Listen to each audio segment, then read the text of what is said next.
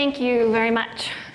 One of the reasons that I'm so excited about being able to share one of the short stories today is because I feel like there's this wonderful wealth of talent and history and prior knowledge in this room. And one of the things that is so neat about this field, particularly now, is that we're all building on each other's experience and experimentation and ability to sort of play with data and with storytelling right now. And one of the things that I want to show you today is about how graphics really evolve and influence each other. And I think we all do that to each other. And I'm going to show you a little story that's very, very directly how one graphic can feed into another over a couple of years. It starts with a little undiscovered gem of a graphic in a very old journal of oil and gas. Amanda Cox found this graphic. Thank you. Amanda Cox found this graphic when she was going down a rabbit hole, experimenting and exploring with oil prices and trying to get a sense of where oil prices were going and how that related to consumption. She found this and she got really excited about it in a way that only people like us can get pretty excited about things, even if they're not very aesthetic.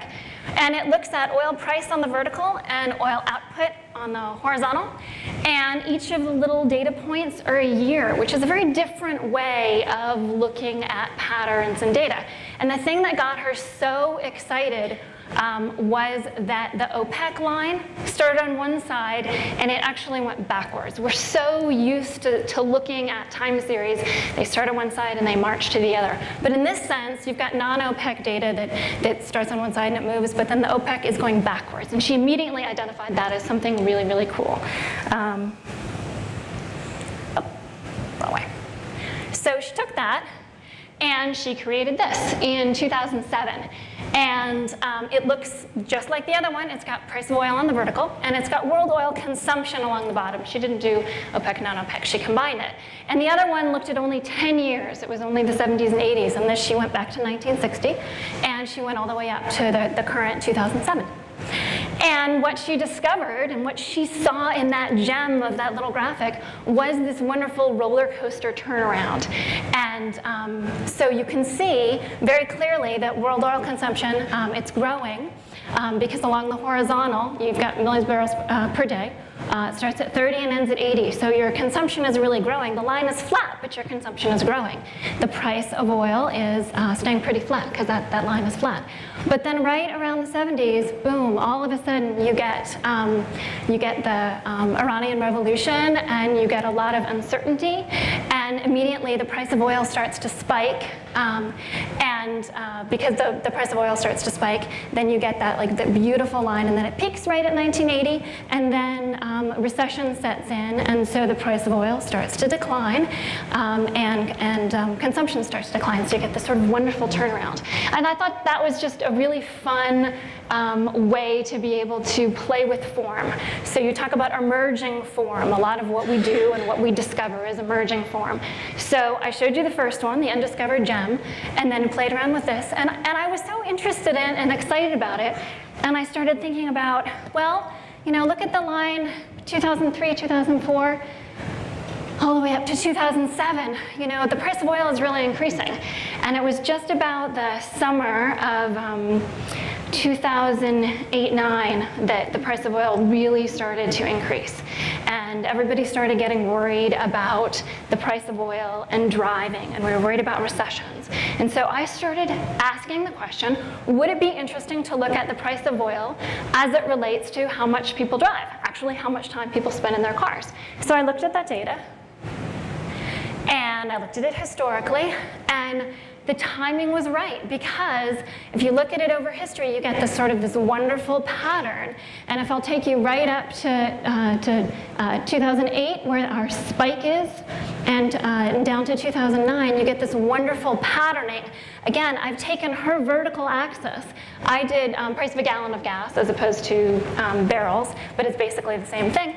But I changed that horizontal axis, and instead of making it production, I said, let's see how people's driving behavior changes. And people's driving behavior changes actually quite a bit since the 1950s. We spend a lot of time in our cars. I mean, a really lot of time in our cars. You start at about 5,000 miles a year, and that's per capita. That's miles driven per capita each year. So it's not just that the population's growing, it's actually per capita. So we're driving about twice as much, we're spending twice as much time in our car as we were in the 1950s, which is kind of fun. But the price of gas has a lot to do with how much time we actually spend in our car. So in the 1950s, gas was cheap. We commuted a lot, highway systems were built, and then you got that energy crisis peak, so people stopped driving quite as much, but you don't get a loop. We didn't actually start driving less, we didn't turn it around. And then the price of gas started to fall again. You got record low prices, people start driving all over the place, and then in 2008, as we spike, all of a sudden people's driving behavior starts to change. And I think that's when you can pick a trend like that and you sort of nail the time, it's really exciting to be able to see, here's the moment when we swing backwards. Here's the moment in time. It's never happened before, but look, I'm taking you backwards. This data is taking you backwards.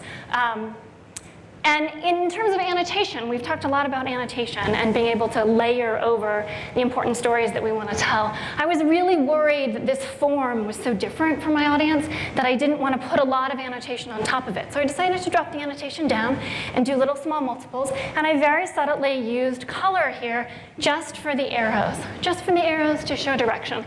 And I got a really nice note from Nigel, who said that my constrained use of color was something that he really applauded. It was very sweet. So we ran this in, I want to say, early 2010. And I started thinking about, well, you know, now that we've done a couple of these, what could be fun to do next? So I started thinking about what metrics might be fun. I played around with a lot of different things. And one of the things that struck me as being particularly interesting is how much time we spend in our cars, but the fact that people are actually dying less in car accidents than they used to. So I decided to take the same horizontal. We are spending a lot of time in our cars, so take that very same horizontal, but instead change the vertical axis, get away from money and gas, and instead see what auto fatalities look like. Just out of curiosity, I had been hearing a lot of people talk about that there are many fewer auto fatalities now than ever before, and I wondered, was that patterning? Was it just a sort of a straight line down? What did that really look like? Most of the time, you ended up seeing that data charted with time across the horizontal, as you would normally expect, and fatalities per miles driven. And that line was generally declining. But I wondered, what if you teased those apart and actually structured it like this? Well, you get something that looks like this. And as soon as I charted it up, I was really struck by the fact that it looks like it was a little bit inspired by Stephen Jay Gould's theory of punctuated equilibrium, where you get a moment in time, one single moment in time, and something changes. And then maybe you plateau for a while, and then something else happens. So as soon as I charted that, very basically, I immediately started asking, at what points are things changing? And so, like any reporter, I made a lot of phone calls, and I started to talk to people who could explain to me what was happening. So it turns out early on, with muscle cars and really, really big engines and highway expansion, that you have a really, really sharp increase in highway deaths until the late 60s. And that's when Ralph Nader came out and said, look, this is insane. People are dying in cars because cars aren't safe.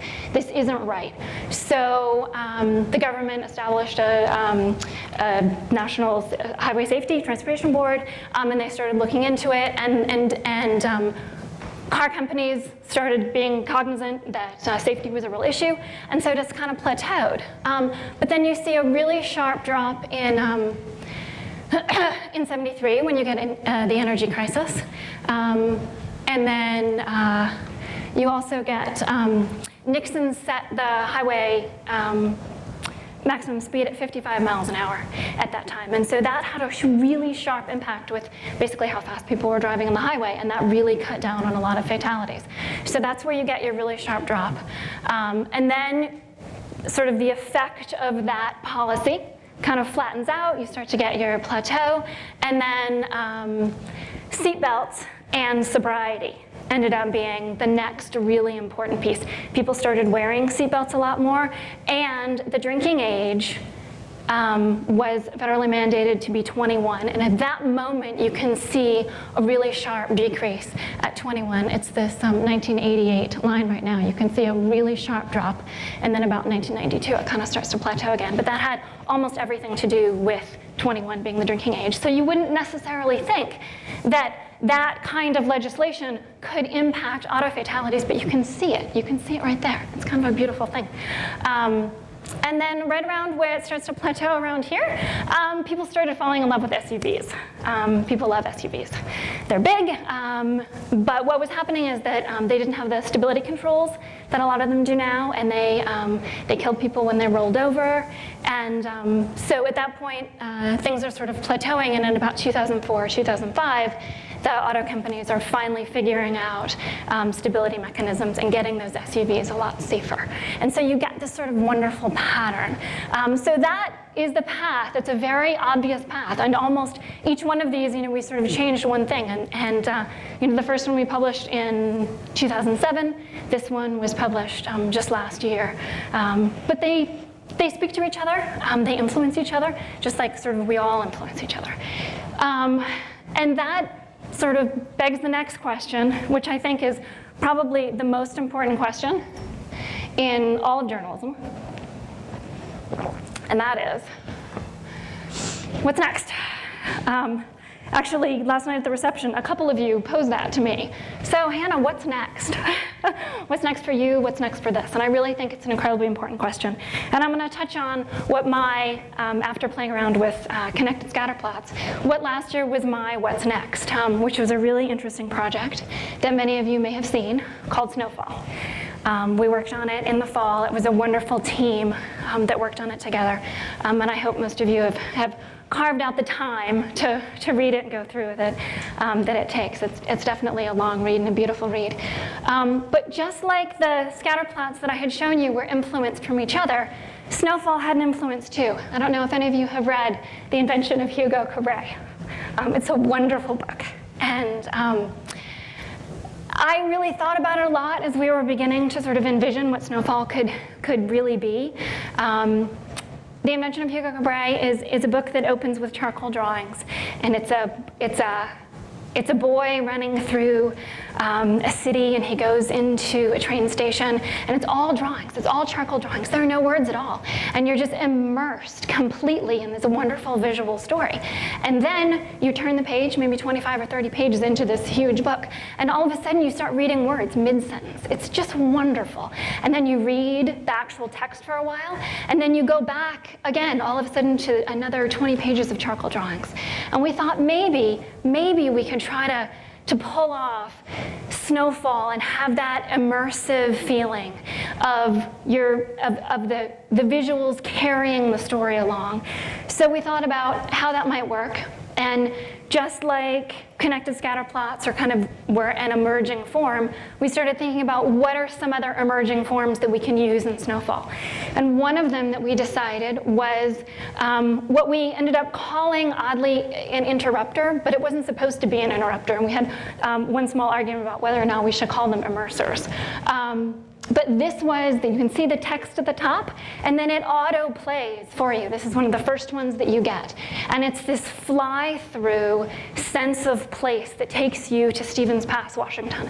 And it starts on the highway, and it basically feels like you're watching aerial photography, but it's not aerial photography. It's an actual 3D model that's built on LiDAR data, and then ortho imagery draped on top of that, and then actually snow draped on top of that, because the satellite imagery that we had at the resolution we needed had been taken in the summer. So there's a lot behind this, but it feels very, very fluid. So it flies you through, and it shows you then the outline of the Stevens Pass ski area, and then it swings you around the top of the mountain, and it shows you out of bounds where these skiers that ended up triggering and getting caught in an an avalanche actually were. So it immediately gives you a sense of place.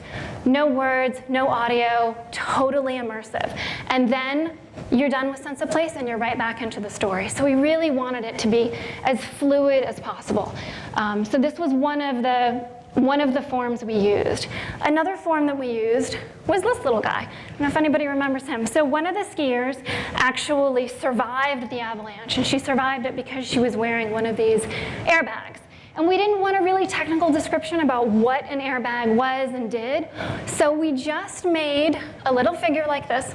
And as you were reading, it was scroll triggered, as you were reading the story and you got to the point of learning, I had actually added a sentence into the story just to flesh it out a little bit more that talked about what an airbag did and how they were becoming popular. All of a sudden you see this little figure, the arm moves over, pulls the cord, and the airbag goes up. As you're reading, it's not distracting you, it's not pulling you away from the story. You can look at it with your peripheral vision. It only takes 3 seconds. It's just a moment, but it's very immersive. And we had really wanted it to be something that could add to the piece, but also not necessarily be dazzling. You really want it to just sort of tuck right in there. So that was another piece. And then there was one other one that was actually the most challenging to design, I felt. And that had to do with the skier's path. So we had this wonderful information that John Branch, who wrote the story, he had gotten information about all the skiers' paths at the top of the mountain. Who was where, when, where the avalanche was triggered. Some people were above the avalanche, some people were below. It was really important that you just got a sense. There were so many people up there, and there were so many names, and you didn't know quite yet who was going to live and who wasn't. It was a very dramatic moment. And so we had the story sort of, stripped through there. And then we decided so we've got this image of the mountain, and then we've got our paths matched down, and we also have an image and a small description of that particular skier. And so there are actually, there are 12 people that made it down to a certain meeting point, and then a couple other people were left at the top, and so we didn't have those people built in here. But this one was very difficult because as you're reading about the different skiers and how they're going, and it's sort of slow, and you get, one person goes and then another person goes, and all of this is triggered by a scroll. So if somebody is a very slow reader, then they're getting the paths only when they get to the point at which that person's introduced in the story as basically pushing off on their skis and going down the hill. And so, but we had designed it in a couple of different ways, and we really struggled with, should we have it separate? Should we have it just on the side? Should we try to integrate the hike in the same way? And this, I feel like, was one of the most exciting ones, and also a piece that I think is going to be the most challenging, perhaps, to replicate in the future.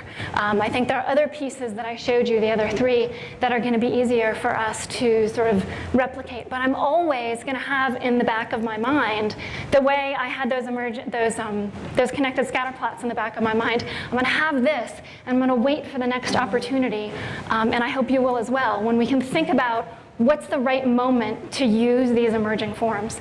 And I really think that that emerging forms and this kind of inspiration comes from everybody in this room, that we give each other a lot. We all look at each other's work pretty consistently. And I think it's really wonderful that you sort of build this community at a place like this, and also be able to share those ideas and make each project in so many ways, better than they could possibly have been, without the wealth of experience that we have in this room.